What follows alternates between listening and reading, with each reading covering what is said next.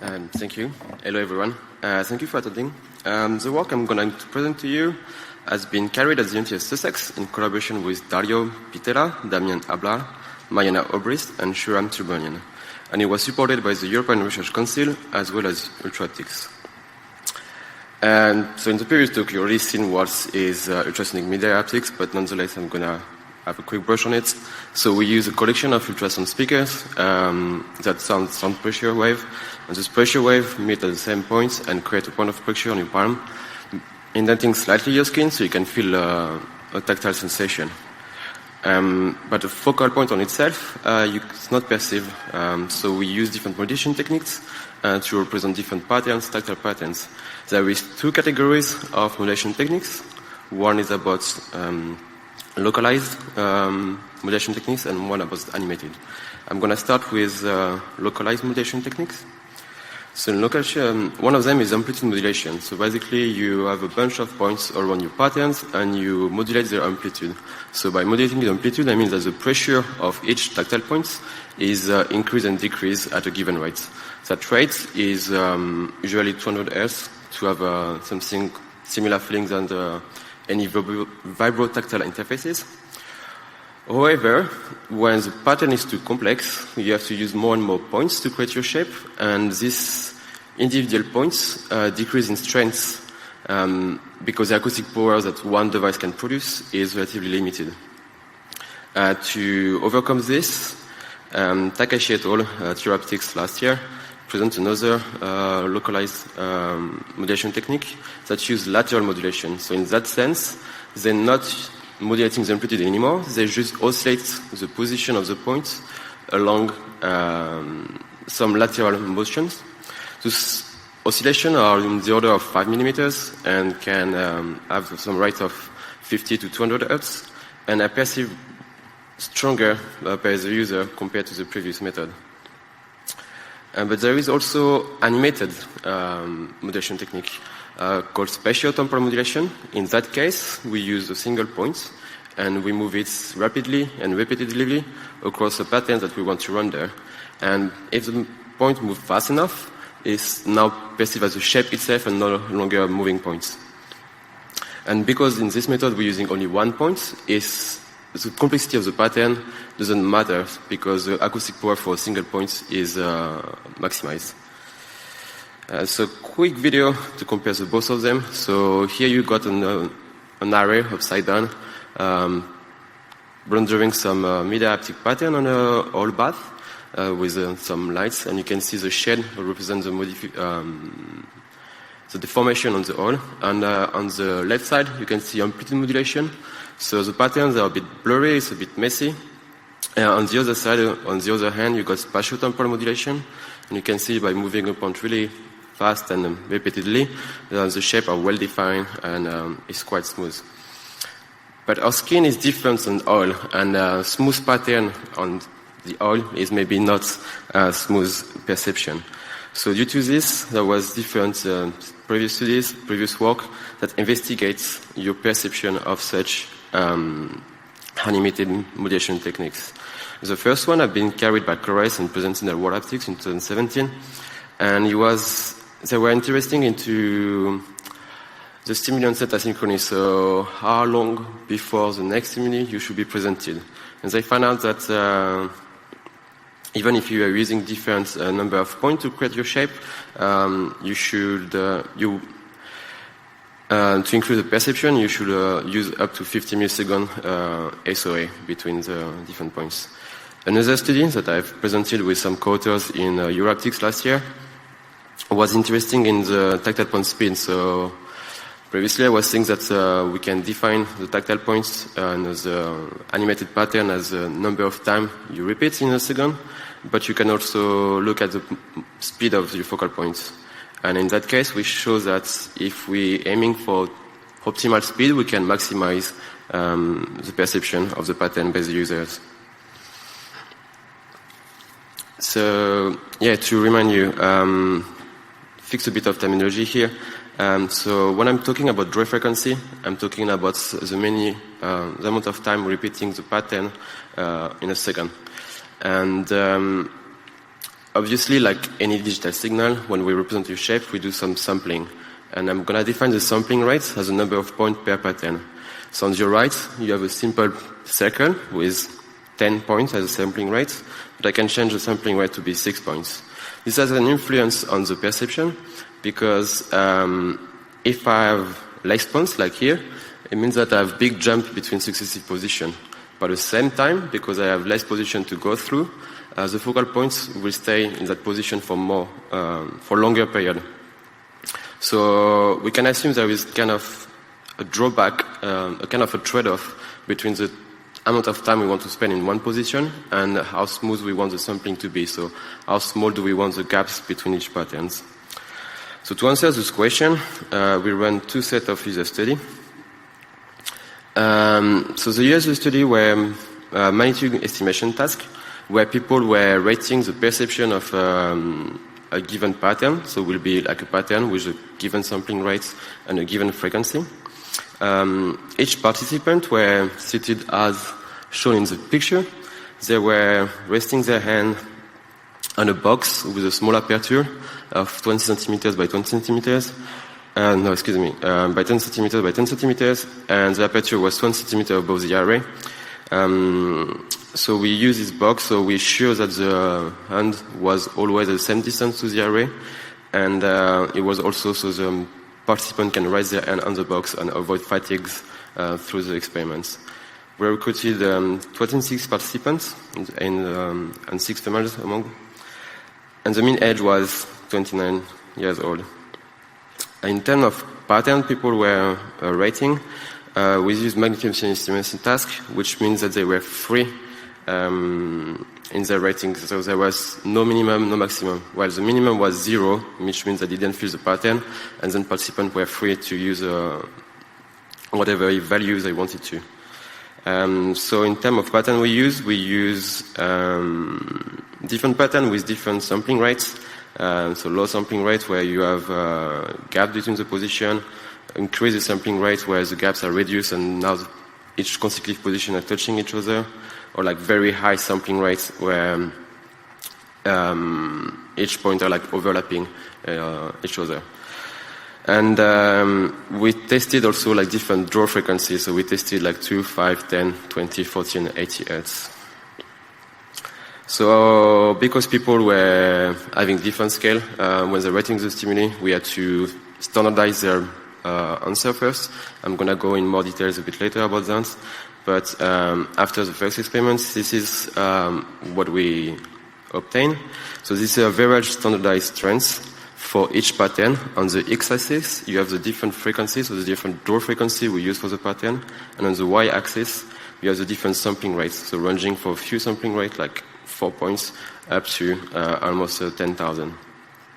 And a darker color here, more towards the right, means like a high perceived strength, a strong perceived strength, and get closer to the blue, you get a low strength. So we can see here that high draw frequency are perceived stronger, but there is also some evidence that the frequency is related to your perception. So what I mean is like high frequency will feel rougher and high frequency will feel smoother than low frequency. So sometimes we can't really tweak the frequency of the pattern and we have to stick with one frequency. We can see from that graph as well that if we stay within one frequency, the sampling rate we use will depend on your sensation. I would like to stress here that if we use highest sampling rates possible here, that's the value we're going to obtain. But from that graph, we can see that it's not really the optimal ones. It looks like decreasing the sampling rate will be better in our case. But we need a better look at the data to be sure about how this effect relates. So let me show this graph. So this is the same data as before. All the participants answer are the slight blue curve, and the darker blue curve represents the averages, and you got one graph per frequency. So from the top left corner to the with the lowest draw frequency to the bottom right corner where you got the highest draw frequency. So we can see that on the first line for the frequency For the low frequency, 2, 5, and 10 Hz, you kind of have this quadratic or inverse U shape, and then a small plateau. The plateau being really close to 0, which means that patterns were perceived really weak. On the other hand, for the higher draw frequency, so 20, 40, and 80 Hz, it looks like there was not so much effect on the sampling rates, with relatively flat, with small variation. So to go back to the lower frequency, we can see that it seems like there is a huge effect on the sampling rate. If you have a low sampling rate, let's say 10 or 20 points here for the 5 Hz patterns, sampling rate of 10 will be perceived relatively strong, but 20 will be better, implying there is kind of like optimal sampling rate. On the other hand, if your sampling rate is too high, it looks like you can't feel anything. So we need a more persistent or systematic way to analyze this data. So how we did is, so we take the raw answer from the participants and we have to plot them in a graph. So we use the log scale, which is easier because the range of sampling rate is really high. And then we standardize. So we just take each value of the participant and we divide by their maximum. Not the maximum of all participants, the maximum for each participant. And we do that for each participant, and that's how we obtain the standardized trends. And then we use a pairwise comparison to exclude the value where there is no significant difference. So that's allow us to remove the plateau you can see on the right side of the x-axis. So we do this, and then we can see that there is this kind of inverse U shape or quadratic curve. So we fit this to a quadratic model that you can see here with the red line. So yeah, to repeat, we take the raw data, we standardize them, we do a statistic analysis to exclude the small plateau, and then we fit to the data. So for repeats, this is a 3 curve we obtain for 2, 5, and 10 Hz, and here all together is a fitted model we obtain for each of them. So in red you have the 2 Hz, in yellow the 5 Hz, and in green the 10 Hz. So they all have a different function, and we also compute what is the optimal value. So the optimal value will be the maximum strength and the sampling rate according. We can see that this optimal value seems to change in opposite way to the frequency, and same thing for the limit. So when is the limit is when this model crosses the 0 axis, and we can see that, which assumes that after, if the sampling rate is higher than this, participant won't feel anything. So to investigate further this effect, we wanted to know if the effect is more like based on temporal components, because it looks like it changed with frequency, or is it more about a spatial component? So for that, so far all circle size were the same, and in a second study we decided to vary the size. So now we're going to study the effect of sampling rate with the size. And so same as before, same setup, 26 participants.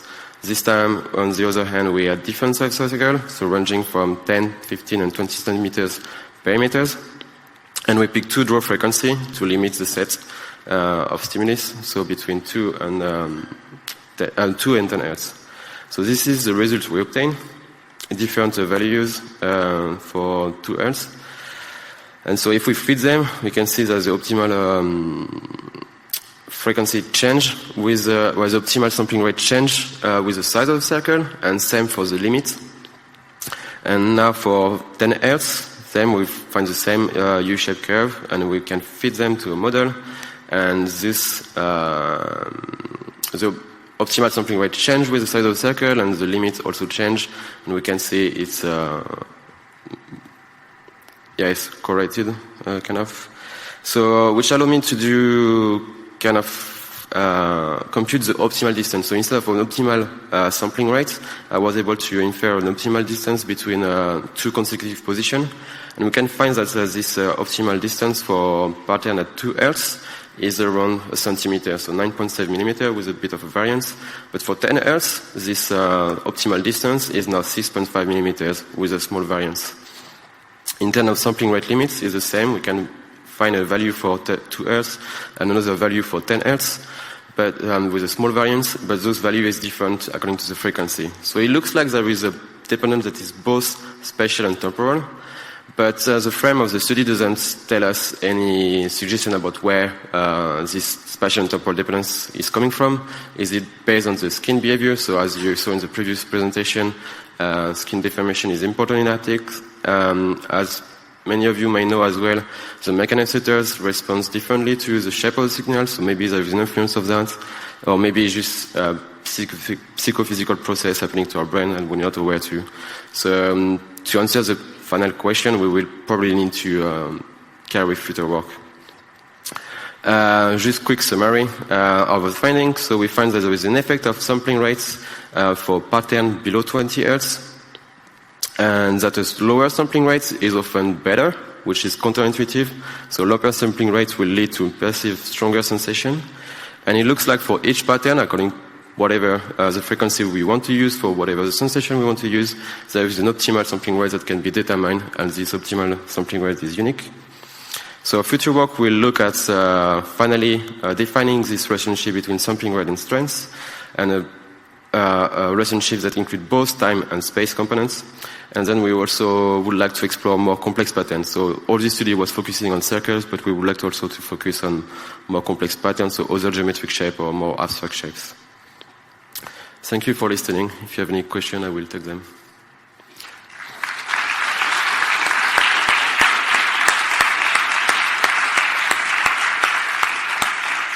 Do we have any questions? Very shy. So I know you pointed this out in your future work, but do you think other shapes of trajectories would have similar relationships between the sampling rate and intensity? So like a straight line, for example, going back and forth? So for a straight line, back and forth will be quite tricky because you won't have the same properties or the same time between two stimulation, according to whether you're stimulating in the middle of the line or on the edges.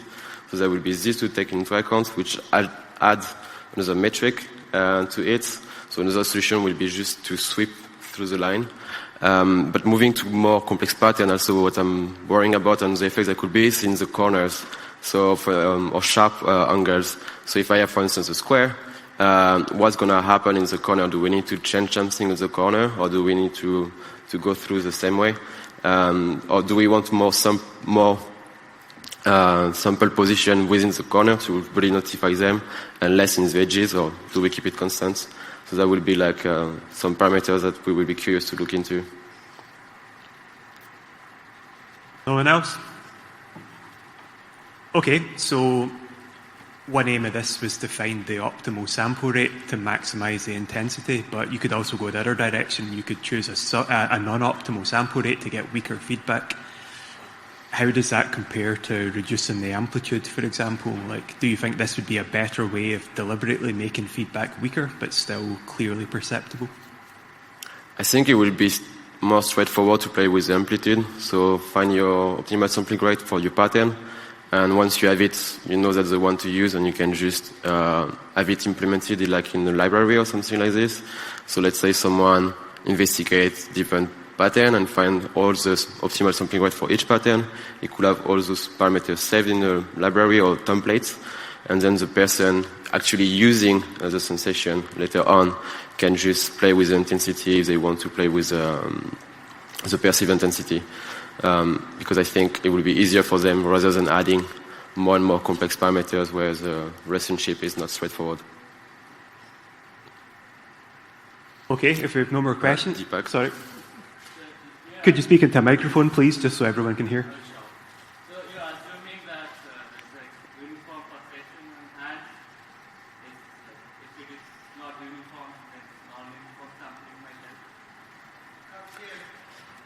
help. And so Deepak is asking about the different mechanical properties on the skin and how it can might affect the perception. So the fact that the fleshy bit of my palm are more soft than the middle of my palm.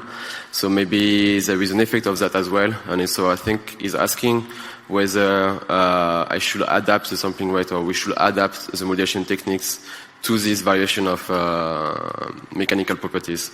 To answer this question, I think it's a very good point. Unfortunately, the variation on mechanical properties is not only within participants, it's also across the population. So across the population, there is already a high variance of mechanical properties. And it might be that like an optimal sampling rate for one person is not the same for the other person.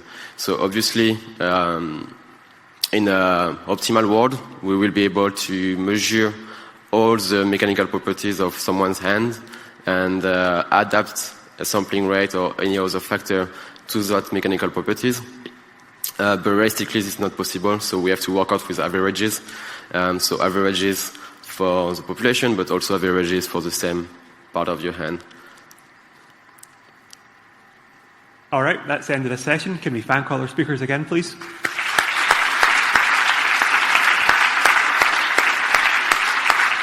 I would like to say something as well. My co-author, Dario Pittera, is presenting one of his research as well tomorrow at 9:40 in the session Sketching and Painting.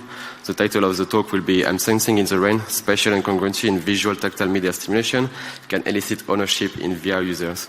So if you guys enjoy media haptics, please see in this talk.